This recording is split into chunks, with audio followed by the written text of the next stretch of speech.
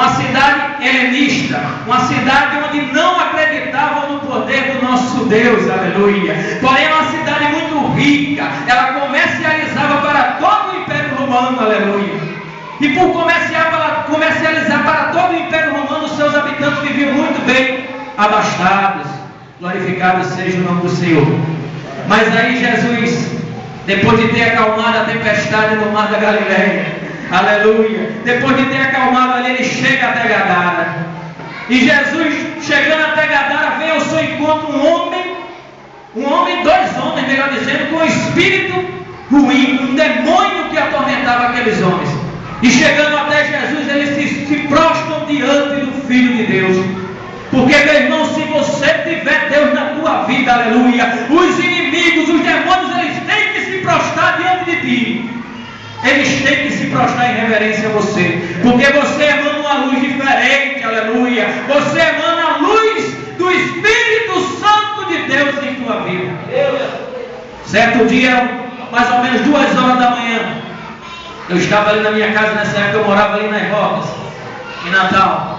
E então a senhora vem com a criança nos braços, amados irmãos. E ela chega na minha porta e grita: Pastor William, pastor, abra aqui, pedindo socorro na minha porta. Eu olhei lá de cima do primeiro andar, minha mãe mora na parte de baixo. E eu olhando para ela: o que foi, minha filha? O que está acontecendo? Esse meu marido está fazendo refém em minhas 2 crianças, ele está armado. Aí para pensar, eu digo: meu irmão, voltei assim, eu disse: meu irmão, isso é coisa para a polícia, não é para mim. Sinceramente, amados, tem situações em que você diz que não é para você, mas Deus, quando Ele fala, Ele se responsabiliza. E eu tinha escutado uma pregação à noite que os covardes voltem. Deus havia falado em meu coração e eu fui: minha guarda só um minutinho. Fui até a minha cama, me ajoelhei, orei, falei com minha esposa, disse: minha filha, a situação é comigo. Deus está me fazendo crer que é comigo. Ela disse: quer que eu vá com você? Eu disse: não, pode ficar, é comigo. Vesti a minha roupa, pastor Xavier, atravessei a minha rua e entrei ali. Detalhe, esse jovem que estava com aquelas crianças refém, ele já tinha cometido 2 homicídios e era traficante de drogas. Sua casa então era um local amplo de tráfico de drogas. E sinceramente, meu irmão, eu fui ali levado pelo Espírito Santo de Deus, porque pelas minhas forças eu não chegaria. Mas aí nós chegamos naquele lugar, ao invés de entrar, eu me ajoelhei na porta daquele beco e disse: eu vou orar a Deus aqui agora e pedir que Ele vá na minha frente, porque pelas minhas condições eu não posso. E eu me ajoelhei, meu irmão, ali naquele lugar fétido, aqui perto de uma lama passava nos meus pés, e ali eu começava a orar a Deus e dizer: Senhor, entra lá agora e faz a obra, Pai. Tu sabes, Pai, que eu não tenho essa coragem de entrar, o homem está armado, ele pode atirar nas crianças, ele pode atirar em mim. E Deus dizia: meu servo, eu estou contigo, levante e anda. E eu levantava naquele lugar, quando ele entrava por aquelas portas ali, a mulher dizia para mim: ele está dormindo, ele acabou de adormecer. Eu digo: não adormeceu não, foi Deus que está segurando ele. Cheguei naquele lugar, meus amados irmãos, peguei aquela arma, fazia mais ou menos uns 20 anos que eu não pegava no arma, porque eu fui militar durante 5 anos, eu fui fuzileiro naval. E eu peguei aquela arma assim, não tinha mais nem o jeito de pegar, eu vi, irmão, assim. Peguei a arma por aqui, coloquei ao lado da cama dele, aí disse: agora aqui, tira as crianças. Quando eu tirei a criança, o pastor Xavier, que eu impus a mão naquele homem, e que eu ia começar a orar a Deus, aquele homem se manifestou, bate na parede, quando ele volta para mim, desfigurado, amado. Eu não morri porque não havia lugar para correr naquele quarto, amado irmão. Mas naquela hora eu glorifiquei o nome do Senhor, porque Deus me deu uma força sobrenatural. Eu coloquei a mão na frente e disse: sai agora, demônio, da vida dele, em o nome de Jesus. Naquele momento aquele jovem caiu ali no chão.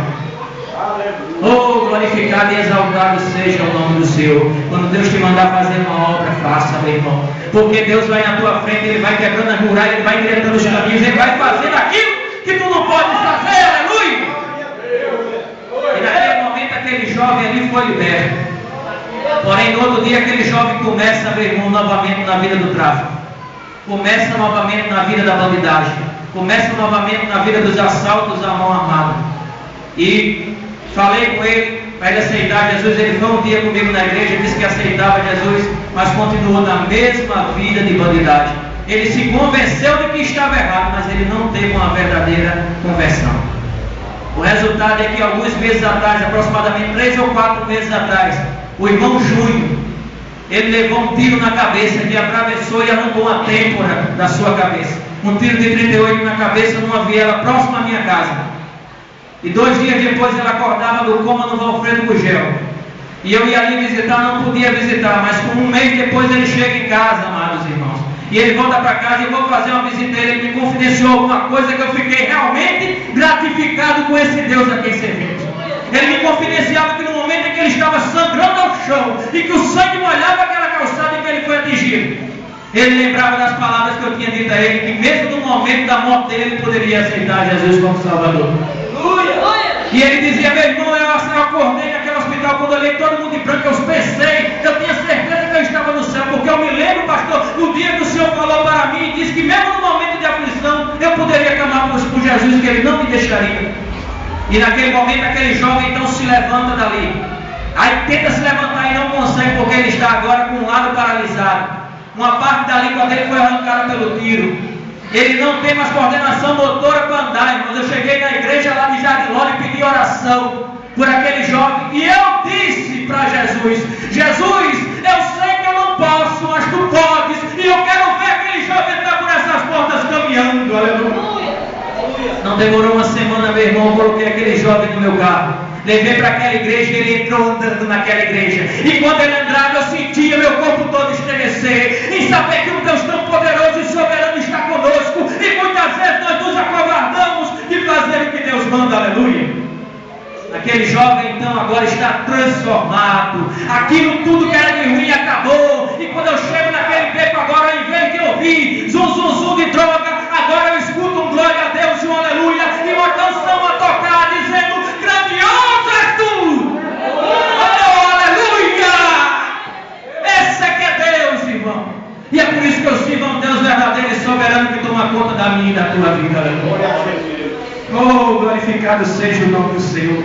Chegando a Gadara, ele encontrou uma situação difícil, com 2 endemoniados que estavam tão possessos que corriam em direção dele, porque ninguém podia passar por aquele caminho. Jesus não se atemorizou. Pelo contrário, Jesus expulsa aqueles 2 demônios. Mas por algum motivo dos céus, Jesus pergunta àquele demônio: quem são vocês? Ele diz: somos legião. Mas não deixe que nós venhamos a padecer. Não nos lance agora no sepulcro, não. Deixa que nós entremos naquela manada de porcos. Como eu disse, Gadara era uma cidade muito rica, e ali havia uma manada de porcos com 2.000 porcos ali, aproximadamente. E naquele momento Jesus diz: vai para a manada de porco, o demônio nos infernos. E aqueles demônios vão para a manada de porco, e ali eles se precipitam o abismo abaixo. E aquele pessoal então começa ali a glorificar a Jesus, porque Jesus, o seu discípulo, começa a glorificar Jesus por tão maravilhoso que é esse Deus. Aleluia, glorificado e exaltado seja o nome do Senhor. Aleluia. Havia acontecido ali uma obra de libertação tremenda.